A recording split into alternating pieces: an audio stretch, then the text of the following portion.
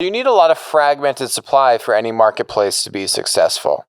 And in freight with trucking, you actually have a lack of supply. You actually have a trucker shortage. You have a lot of competition from Transfix and Convoy, the two big freight marketplace startups. Now you're going to the CEOs and say, hey, give all this technology that you've been investing in for years and spending hundreds of millions of dollars on. Yeah. Give that to all of your small and fierce competitors. And they look at you like you're crazy. But you're not crazy, because we're talking platform strategy. We're starting off with freight marketplaces, which have two different tech monopolies going in two different directions. One is Uber, which in the past week has laid off over 6,000 people. A very peculiar sequencing of this, because they laid off, I think, maybe 3,700 people the first batch. And then now they're saying they're doing another 3,000. Why? Why would you split it up that way? They did the first 3,700 right before they released earnings. So, they clearly knew they were going to do a second layoff. To me, and I don't know if that really helps the earnings if you're saying, oh, we're only laying off 3,700 in the earnings call rather than 6,700.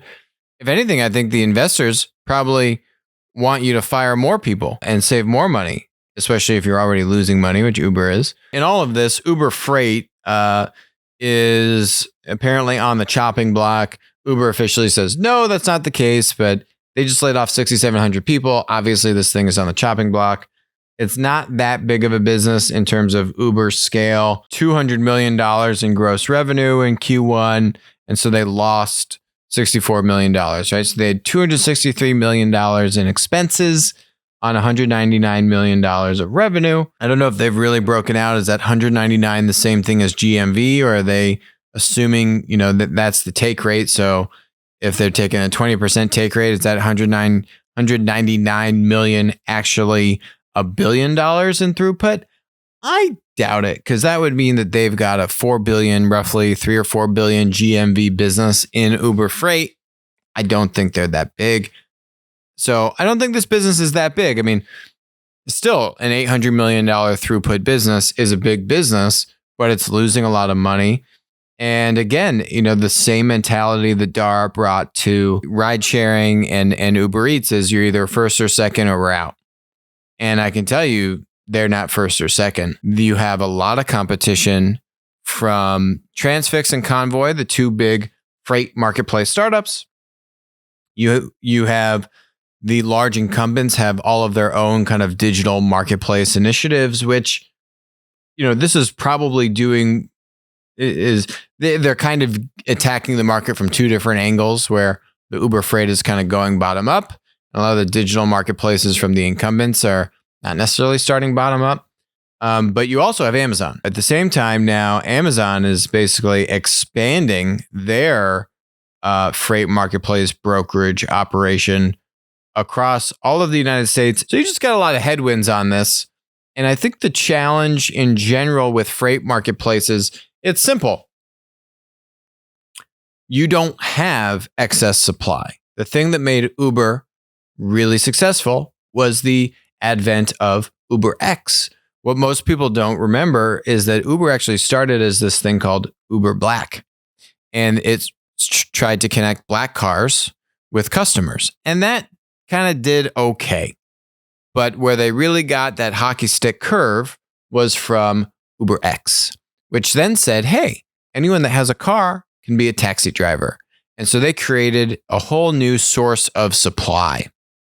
So you need a lot of fragmented supply for any marketplace to be successful. And in freight with trucking, you actually have a lack of supply. You actually have a trucker shortage. There's a lot of estimates on this. The lowest estimates are like at least 1 million truckers. We need an additional 1 million truckers. That's why you've seen such a huge investment in autonomous driving technology, right? Because there's a huge trucker shortage. We got to move stuff with trucks. That's not going anywhere anytime soon. So, okay, let's get some autonomous technology for trucks. Great. That stuff isn't coming out in the next couple of years. So now we look at marketplaces. But The marketplace doesn't have the same winner-take-all dynamic that you would expect with most of these dominant platform models and certainly these monopoly platform businesses. And the reason why is because supply is constrained in trucking. So how do you get a winner-take-all dynamic in a market like trucking where supply is constrained and constricted? There is a strategy. And the strategy is one which is kind of like the nuclear option. It's not a pleasant option, but it will work. It's just a longer time horizon for it to work. And the answer is that you need to give away technology for free, classic platform strategy. What we call this like single user utility. It's what OpenTable did to just give a table management tool to restaurants. It's creating a three-sided marketplace. There are so a lot of these digital, these marketplaces in freight, they have two users. The consumer is the shipper, the customer, and then the producer is the trucker.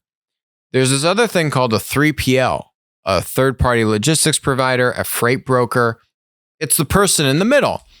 A lot of the, Uber Freight, Transfix, these digital freight brokerage marketplaces, they're a two-sided marketplace. Their whole kind of raison d'etre is to cut out the 3PL and the freight broker, right? Well, you have close to 20,000 3PL freight brokers in the United States. I think maybe half of them are roughly kind of like single-person companies, very small businesses, like one or a few people in the business. Heavy fragmentation. So the play is simple. Whoever will enable the 3PLs with technology to better handle their demand with shippers or their supply with truckers, to say, hey, I'm going to enable the thing that I kind of hated and was destined. I built this company to destroy the 3PLs. Well, now I'm going to embrace the 3PLs and enable them with technology. So it kind of goes against the core thesis of all of the freight marketplace startups like a Transfix and a Convoy. And it certainly goes against the ethos of the incumbents, an XPO, a CH Robinson, a JB Hunt, because these are in many times, their fiercest competitors are the small to mid-sized 3PLs. So now you're going to the CEO of one of the big 3PL companies and say, hey, give all this technology that you've been investing in for years and spending hundreds of millions of dollars on. Yeah. Give that to all of your small and fierce competitors. And they look at you like you're crazy. But you're not crazy, because we're talking platform strategy, which is a very different kind of strategy. Eventually, what you do once you have, say, 5 or 10,000 3PLs using your technology, and now the 3PLs, guess what, are bringing their customers and their truckers to your platform. Eventually, you squeeze them out and you drive their margin down, and eventually maybe you can kick them out altogether. I think this is a strategy you'll probably see Compass do in the real estate industry. Compass, if you're not familiar, was started with the intention of destroying the real estate broker, right? Who likes their real estate broker? No one. Everyone hates their real estate broker. Who wants to pay 3% to this person that does a job that you probably could have done anyway? It's like a necessary evil. No offense, real estate brokers, but that people want to cut you out. And I think Compass wants to cut you out too. And now Compass is a unicorn, multi-billion-dollar technology company that has real estate brokers. But it was started with the intention of cutting out the real estate broker and connecting, the homeowner and the renter, or the homeowner and the seller, the buyer and the seller, right? I think eventually Compass will also get there and try to squeeze out the real estate brokers that they have used and given those brokers better technology, better tools, better data, and they've built a very successful business. I think eventually they want to cut out the brokers, just like eventually the strategy here with the freight marketplace is embrace the three-sided marketplace model today, cut out the 3PL in the future. We're actually seeing this happen in China. A couple of the largest freight trucking marketplaces in China have started this to let small, mid-sized 3PLs use their tools We did see Transfix do a partnership with DHL, which has a 3PL, freight brokerage business. So you are kind of seeing some of the tech startups toy with this model, but there's all kind of hardship right now in the trucking space. So we'll see what this happens. But the way to get a winner-take-all dynamic in trucking is clear. You got to embrace a three-sided marketplace. Three-sided marketplaces suck. They're a lot harder to manage. They take more time. They're more expensive. None of the things that you want to hear about during a pandemic.